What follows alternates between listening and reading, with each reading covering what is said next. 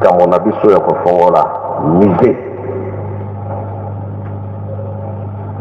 na molimo musée efongwami na molimo Angola bakomi kosala nange deja papa Paul aza mpona moya kosala ezali te.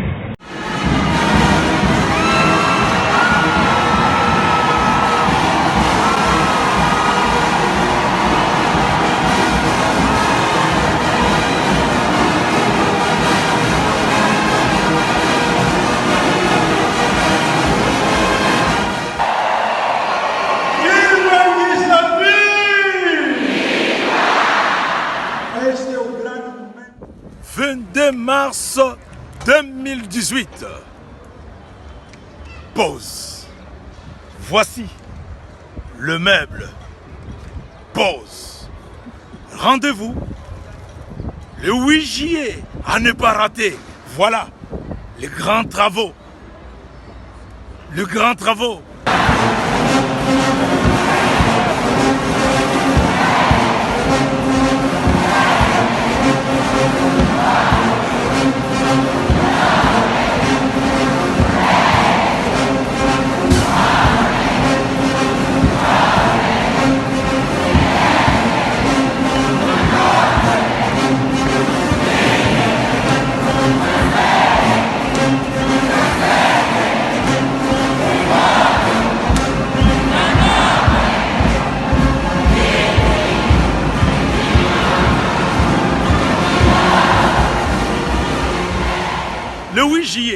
Le 8 juillet, finale. Kozanga te, likambo na biso ya kofongola musée na molimo musée efongwami na molimo. Angola bakomi kosala nange deja papa Paul aza mpona moya kosala ezali te.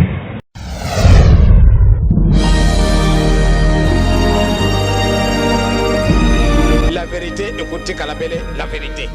Les mensonges restera toujours les mensonges. Qui vivra verra. Le 22 mars 2018, date anniversaire ya papa Diengenda, pe centenaire naïe. Bakimbangi c'était partout dans le monde, ba se préparer, ba célébrer anniversaire où na impact moko ya ndenge mususu malgré ba séparation. 3 égale à 1 kamba, ba se préparer ba ça la deuxième tentative ya inauguration. Il y a misé au bamisala nango ezalaki lancé depuis 2013. Puis première tentative, il y a inauguration ezalaki na 2016. Na centenaire ya papa Dialunga na Kiangani. Kasi ezalaki échec total. Ezali souci puisque le 25 mai ezali mokolo yo papa Simon Kimbangu Kiangani nzambe na biso abongisaka pona kofungwama ya misé. Mais mokolo ngo tokoki ko réaliser yango te. Nakanisi biso nyonso tout zongaki na mawa na masolo na biso tozalaki na yango le 26 biso bata commission na papa Simon Kimbangu Kiangani toyebisaki mawa ya biso ezalaki pona mokolo wana ban Europe tosalaki fort ekokaki bao tozalaki na kati ya ndako nzambe le 25 toyokaki o papa Simon Kimbangu Kiangani alobaki. Kasi na ngambo ya bakoko ya papa Simon Kimbangu pe bakimbangiste oyo bazali kobundela bomoko pe famille ya Kimbangu bango balobaki centenaire oyo toko célébrer yango na Angola pe baye oyo bakozwa moyen ya kokoma na Angola te ba célébrer yango na ba paroisse esika bazali. Kasi biso na mokolo ya le 20 mars 2018 to telemelaki dossier yango pe tolobi ndenge nini bakoki kopekisa bato basambela na baparoise na bango ebongo baye oyo baza na mbongo ya kofuta babiye ya kokoma na nkamba te lokola moto azali na Kinshasa mpona kokoma na nkamba biye aller retour faut au moins $30 kasi bino bopekisi bato basambela meme esika bazali elikambo ya kokamwa le 21 mars 2018 etikalaka mokolo moko ya centenaire décision ya nkamba échangé balobi bayebanso oyo bazali na ba paroisse na bango bakoki na bango ko sambela yango biso to mitunaki Est-ce que bayoka ki mbela na biso awa na Kimbangu 21 te? Lamuka, lamuka, lamuka tata, lamuka mama, tala bisengo biayo, bisiliko belema, pona nini olingi kondimela tomate,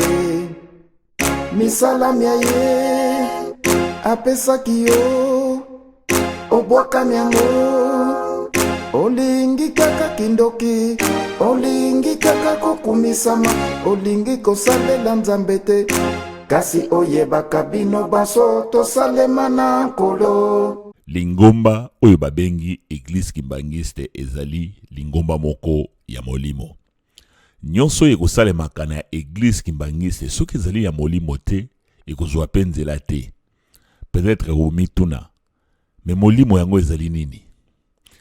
Papa Diangenda alobi na bakimbangiste bolingo, mibeko, misala. E alobi makambo misato soki bo néglige yango pasi na bino ekosila te. Yango wana boyokaka Papa Simon Kimbangu Kiangani tanga azwaki bokonzi na maloba na ye ya liboso abetaka sete na makambo ya bolingo. Ye alobi boka bolanga na bandeko na ngai te pamba te bokolokela biso échec. Kasi soki tozali ya kokangana réussite ezali. Pamba te ayebaki posa ya batata na ye. Banda na ye yankwa kiadi. Tina mama Solange tozali mutu moko. Tozali kwa panzana. Na Brazzaville, na Angola, tina poto. Mais ceux qui bosali mabe pa yandeko na ngai ngana ko sepela te. Et l'accès boza ko préparer échec on a biso. Kasi ceux qui tozaya ko kangana réussite ezali. Eza boyete hein. Lelo bazali ya kokabwana. Est-ce que échec ezali to ezali te? Réponse ezali échec ezali. Bandeko bakimbangiste ya 3 égale à 1 bazali koyeba te ke système ezali bloqué. Banda ba papa batiki biso eloko moko eza kosala te. Balancer makambo ya Kolombimbi, aéroport, misé ezali kosimba te. Eloko moko te ezali kosala banda ba papa batiki biso. Pona nini? Oyo kaka ye moko Papa Simon Kimbangu Kiangani alobaki soki bokabolinga na bandeko na ngai tokozwa échec. Lelo échec ezali komonana. Mingi kat na biso lokwa tozaka na émotion tokoloba oh système ezali bloqué wapi. Pour exemple, botala kaka makambo ya misé. Misé oyo bandi depuis 2013 et lelo tozali na 2018.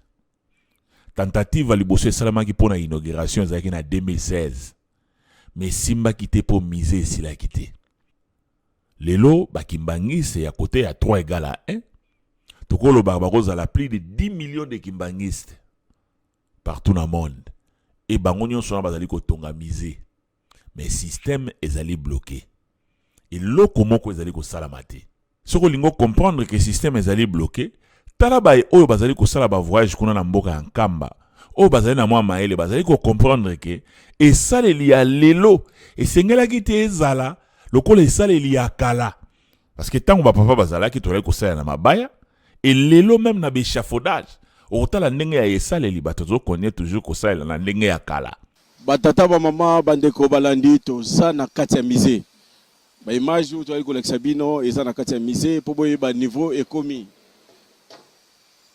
Bali komona par rapport à la construction ya Europe bandeko bazoko s'adapter na place ba été na place ba ko tia ba tour pona ba plancher bali ko tia mabaya bandeko botala ndenge lingombe zeko évoluer na niveau to komi toza na 3e génération de kimbangisme Papa Diangenda misala na ya saisa kyango yimda bandai misala saisa na mabaya aujourd'hui et sengeli technologie et landa modernisme ko da place mabaya o po musale ke nembangu bakoko cha batour be bazana ngote bino bozana mboka mikili na poto boyebi construction ndengezali na place ya kocha ba échafaudage bache mabaya botala bandeko bache mabaya na place échafaudage ça prend combien de temps et sika bakoko sala une semaine, bah monter échafaudage, bazoko sala un mois parce que bah matériel bazoko sala, ils allaient adapter dans le monde à l'élo. Donc ils ont landaté. Tali comme on a batata ba maman bandeko misala yankamba ndeko salemaka. Bandeko baliko memango na ndenge na biso moko bakimbagiste. Esengeli mutu so za mapamboli yangwana baliko sala ngona ba pau. Mais mikoleza ko ya bino sikali sobali esengeli bosali sankamba botinda ba bétonnière ta 10 bétonnières et ko faciliter misala olie bandeko basala ngona maboko esengeli na chaque étage baza na bétonnière et ko faciliter musala et puis tali ko mona bango bazo na baza ba chaussures de sécurité te mala mususu soki tata molimo santo te mona makolo na bango eziki mais esengeli botinda ba chaussures de sécurité ba teni ya misala pote musala na bango kende liboso toli komona bozangi ya tata molimo santo esengeli biso bana na esika liso ali tocha maboko place yo esengeli échelle ya solo ezala mais na tina adaptation tochena nous échelle ya mabaya. Vous voyez comment on est en retard par rapport à l'évolution de construction. C'est à vous de réagir. À la place de l'échelle de ça, on devait faire d'abord installer une tour avec des escaliers pour permettre d'arriver à l'étage suivante. Et s'occuper au tuni na ba oyo bazali ko sala kuna na kati ya nkamba ba ko yebisa yo ke système ezali bloqué pa mbate misala ezali ko tambola malamu te. Tout ça na moi koloko c'était les blocs ba mankima biloko c'était mabanga ou bien mabaya mais biso ya sali toza sir le 22 mars ou bien le 31 font le façon. Ba non kimbangiste, ba technicien ba non kimbangiste oyo ba zwamaki na nkamba pona ba kende ko pesa maboko pona ko avancer misala et bango ba observa ke système ezali bloqué.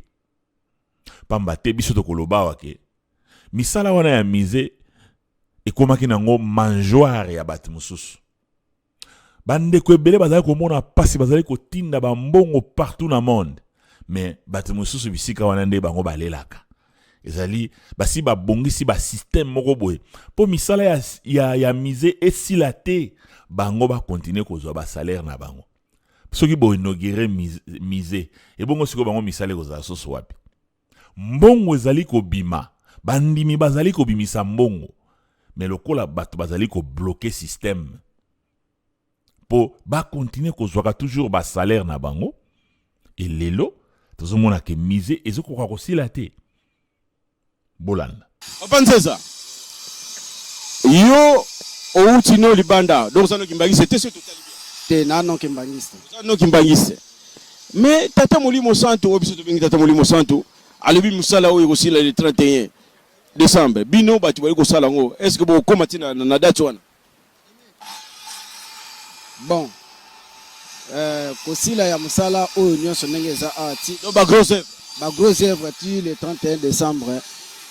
Et ça un peu difficile mais et ça facile ceux qui battent ba moyen nyonso changer. Donc otala na quantité ya musala ndenge ezaleli ezo semble un peu difficile.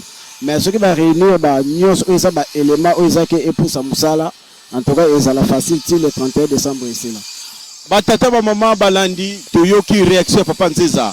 Papa Nzeza lobi c'est possible le 31 décembre qu'il finisse le gros œuvre parce que yé azali mukonzi o babengaka biso to bengi ba coffreur boiser a babenga bango ba charpentier. Donc yé mukonzi nango o mona ndenge azoyokisa kuna batu ndenge bazoko kata ba contreplaqué yende mukonzi nango papa Nzeza. Bino ba utiki sasa. Bino bo lobi ete mise bino bo kosisa ngo yango boye. Yango nde toye pour to sisa misala ya mise. Est-ce que ba difficulté ni beaucoup na Bon, la difficulté est ça, comme moi, est belé. Tout ça, on a des difficultés sur le plan organisationnel et en plus sur le plan technique. Et alors, sur le plan technique, il y a besoin qu'on le batte parce que on est média. Alors, on a le coup la moi, bah secret, on est pour nabiso moko. Mais sur le plan organisationnel, tout ce monde a beaucoup de comme on a posé à beaucoup comme on a niveau moko boye. Vous en a posé à vous mais un peu quoi accélérer, mais vous avez moi frère moi il y a des coins et coins il y a un peu qu'on semble biso ba difficulté au nous tout ce coût Est-ce que ce bokei pas à neti bakondi, disons les conducteurs de travaux, ingénieurs, architectes, ce que kuna pote ba poussa musala okende liboso moi koko kozala ya mutu pesa koko so benenge. Donc boyoka ni penza comme tel bozoko komate boye sengeli basala ni. Bon, au départ on a nous biso bato otutaki Kinshasa na ba architectes otokutaki awa. Donc tout ça na moi balaki nous pour travailler non. Parce que ceux qui l'ont bien, ceux qui l'ont ça la clair, tous eux on a peine bien té.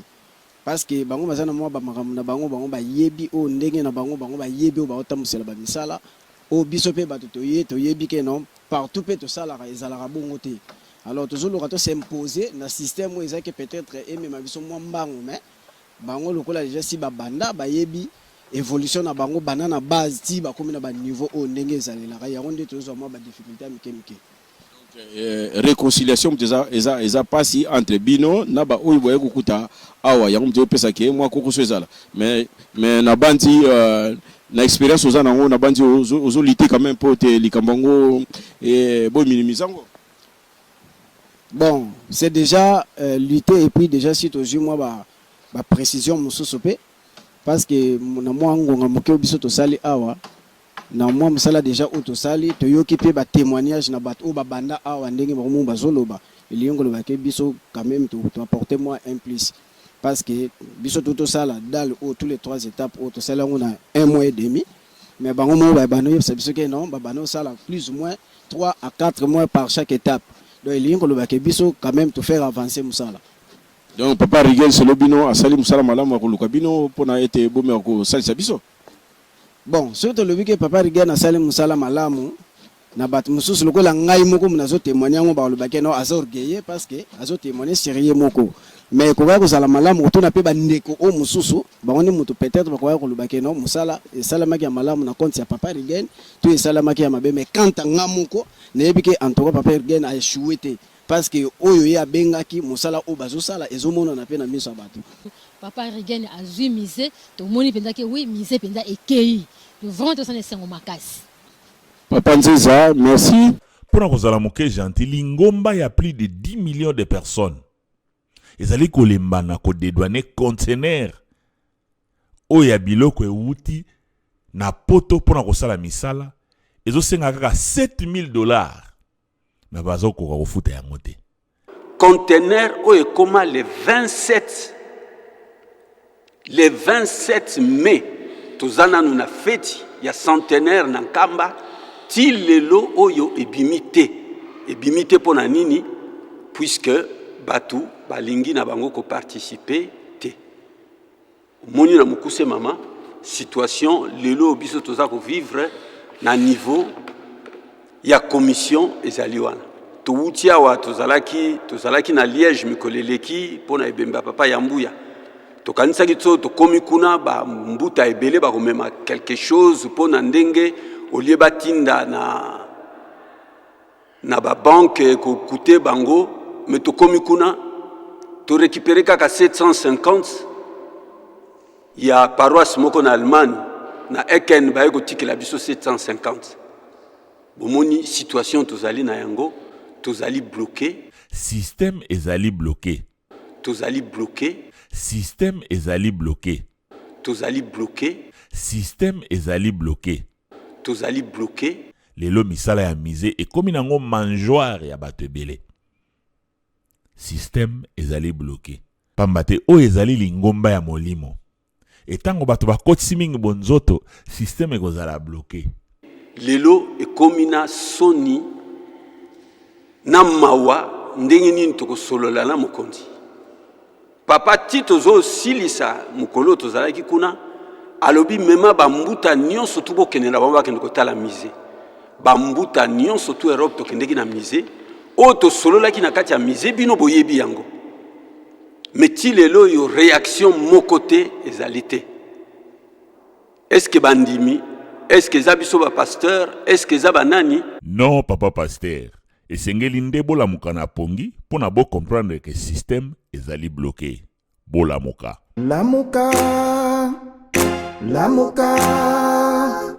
lamuka tata lamuka mama tala bisengo bya yo bisiliko belema pona nini olingi kondimela tomate misala mia ye apesaki yo obwakami yango olingi kaka kindoki. Na le 12 octobre 2002 bayaki susu ko proposer biso kindoki.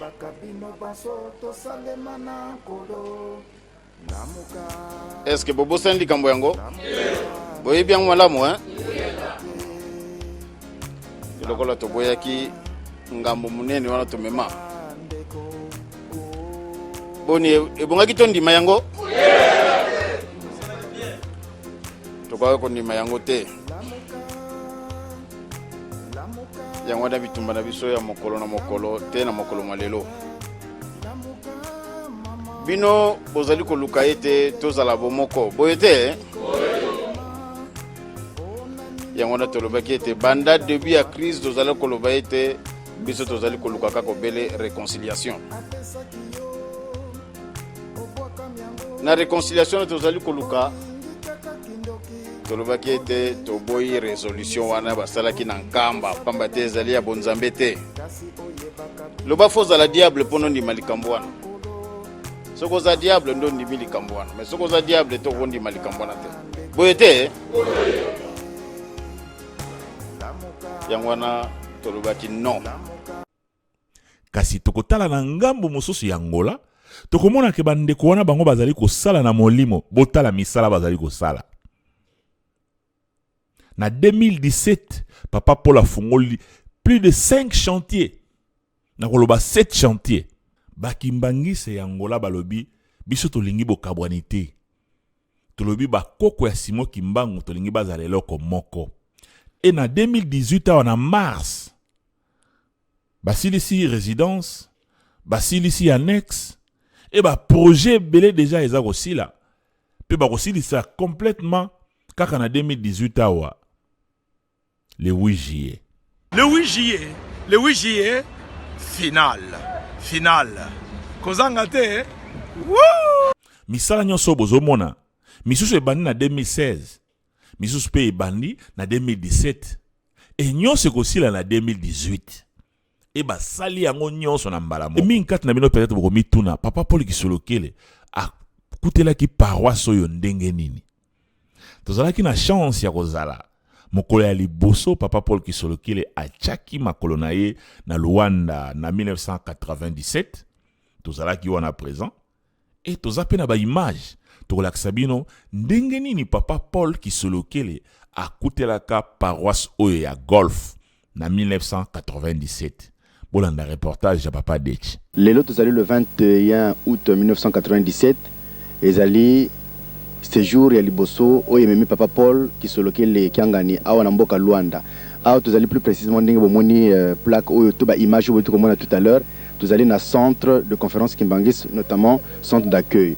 Oyo ezali centre oyo eleki munene par rapport na ba paroisse nyonso ezali na mboka ya Luanda na 8 paroisses. Awa tozali centre d'accueil ezali paroisse ya Kilamba Kiansi esika oyo bandimi bazali plus mingi koleka. Tozali na Golf na kanisi komona résidence oyo ya papa toujours na centre d'accueil awa ezali na 7 chambres ndenge tozwi ba information to vérifier pe na kati tozali na 3 salles de bain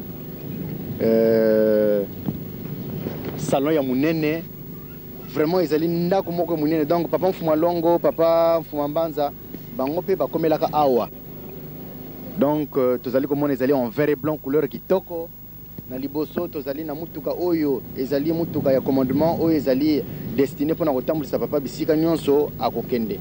Tozali komona ba studio ezali au nombre ya 17 avec une salle de conférence et réfectoire. Nyonso bozali komona malgré ekomi na état moko un peu délabré mais nakanisi lokola papa Paul ye azali mutu akolukaka misala pe akolingaka misala mingi nakanisi ezali chantier monene déjà pona ye. Yango na tomoni oyo ezali salle à manger na sima ezalaki salle de conférence 17 studios au total mais ba fonctionnement ezali bien te papa longoli sapato kasi ba nyonso bafandaka na mboka Luanda oyo bazali pembeni na papa bango nyonso bazali na sapato na bango yango wana nyonso wana biso na niveau ya information il faut informer bino et puis toko remarquer bisika nyonso d'église kimbangisi ezali ba bon ezalaka kutu te na kati ezala na Brazzaville ezala na Pointe-Noire ba bon ekozala nango mais structure d'accueil confortablement comme tel ezate na yebite soki ezali négligence ou bien na mikolo ya to bongisa likambo ngo botala ba sapato ya bato oyo bazali awa originaire ya Luanda bazali ko sala attention te ya mwana papa azali ko bunda ignorance ezali eloko moko toko bunda nango azali ko sala liboso prospection wana na sima na ye ezali ndako ba flautiste oyo akomi ko visiter ba studio oyo ezali na nombre ya 17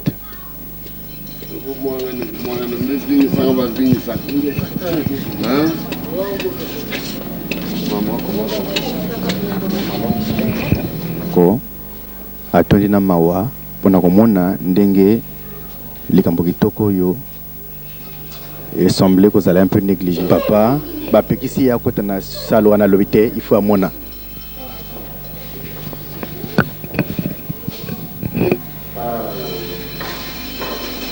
Vraiment, c'est une grande dépression pour moi.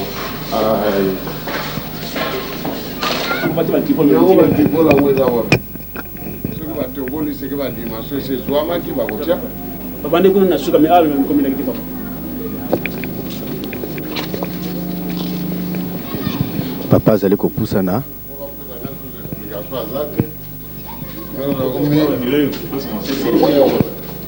papa azongi ezali scandale mingi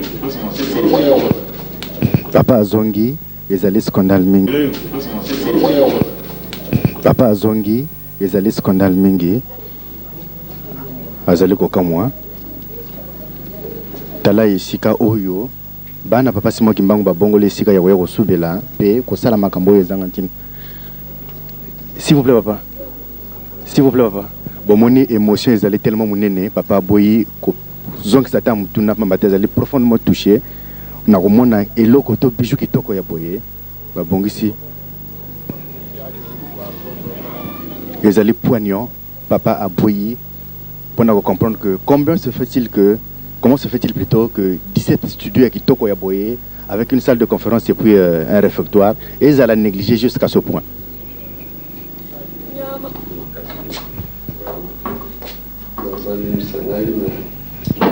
Madame Présidente, biso to yoga na biso bino ba mama bozala kana bino na likama osala kana bino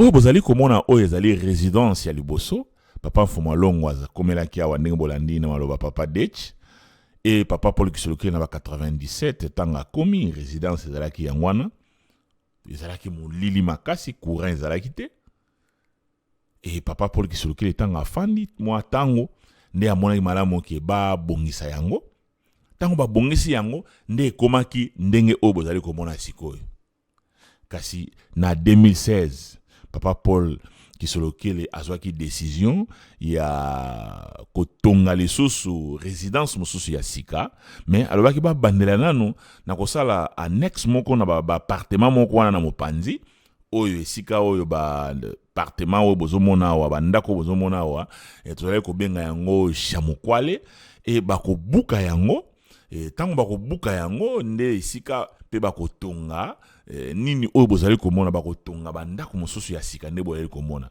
mais avant babuka yango papa Dech comme d'habitude asalaki ba interview atamusaki micro pendant ko tuna bandeko ba impression na bango pamba te bana oyo nyonso bozali komona bazali bana oyo bavandaka bana ya koreki ya dirigeant ba jeune oyo bavandi pembeni na papa pendant ko sunga ye na tina ya misala ndenga tozalaka nango l'air nyonso bolanda ba interview na komona tata mwana pe mosantu lelo tozali le 13 octobre 2016 ninge bomoni pembeni na biso tozali na mama Tia lelo officiellement mi travaux bandaki depuis lobby opération coup d'envoi papa apesaki na misala ya 2018 esi ebandi Tia histoire lupango yo yebi yango tango papa ye na 97 toyi kokuta yo lelo moi pasi na motema moi esengo pa misalete zobanda makanisi nayo ezali ndeni?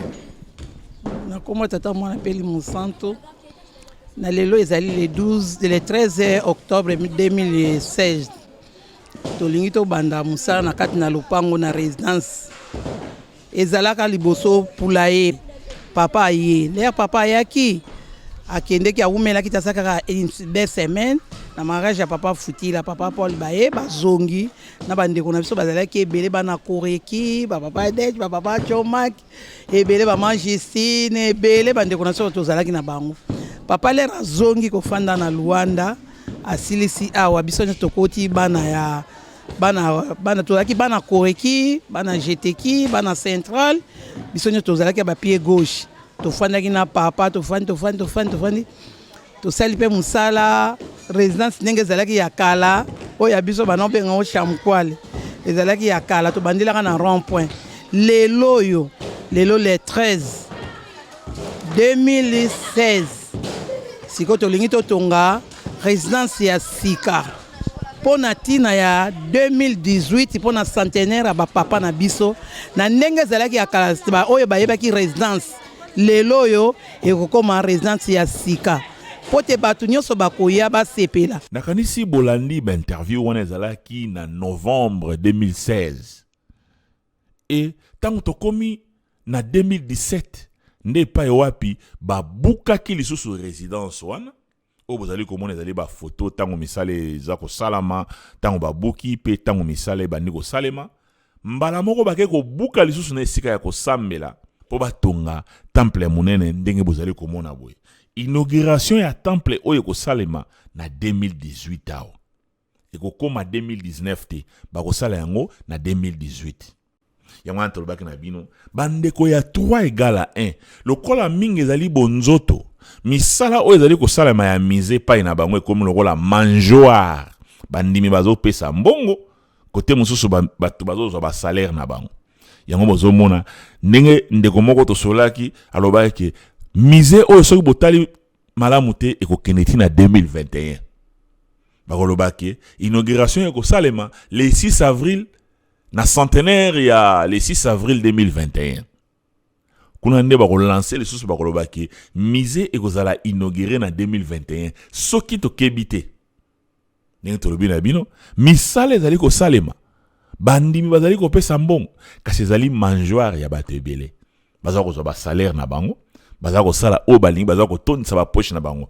pamba te baza kosalela plus na bonzoto ke na molimo eloko nyonso tu wana eza kosalama te yango na ndenge mama lobi misala elali wi elali na lelo eloko nakoki kobakisa lisusu banda le 27 mai conteneur ezali na ba porte ezali na ba carreau ekoma na boma le 27 mai wana biso nyonso tu na fête mais participation poto bimisa biloko mbongo ezate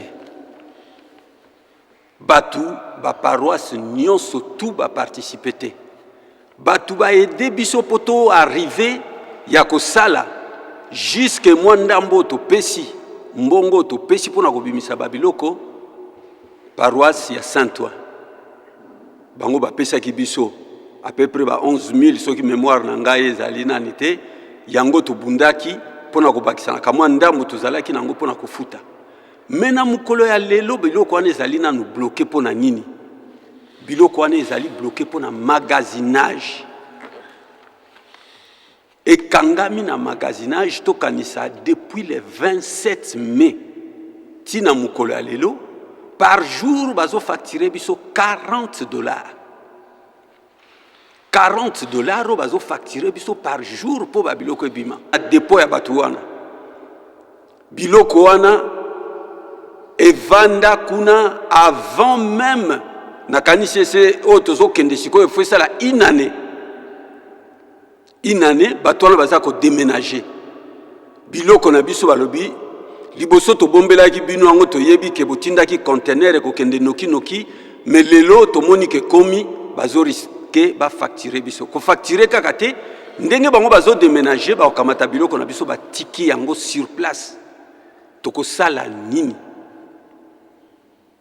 tokosala nini na babiloko wana nyonso tu biloko ya bato ya papa Simon Kimbangu Kiangani kokoma ndenge nini siko yo bengami mondimi ozolanda ba message oyo ya papa puisque papa mardi papa Simon Kimbangu Kiangani azoloba tozolanda biso nyonso tu à travers le monde oyo nzambe na biso alingi mais siko bino bolobi nini tokobomba masima ya ba pasteur tokobomba masima batambusi na biso tokobomba manasima ya nani tokokoma lokola papa Adam foti na ngai te ezalaki foti ya mwasi opesaki ngai Eve alors que yo za mundimi yo poza responsable yango papa na lobi tosala nini bango biso bandimi tosala nini po mise elamuka parce que tosala ndenge ni soko oyebisa biso tosala nini lamuka mama tala bisengo bya yo bisiliko belema pona nini olingi kondimela tomate misala mia ye apesaki yo obwaka miango olingi kaka kindoki olingi kaka kokumisama olingi kosala kasi momoni bandeko ya ngola lokola bazali kosalela na molimo e nyonso bazali kosala eza kolandela lamuka ndeko kolala te lamuka ndeko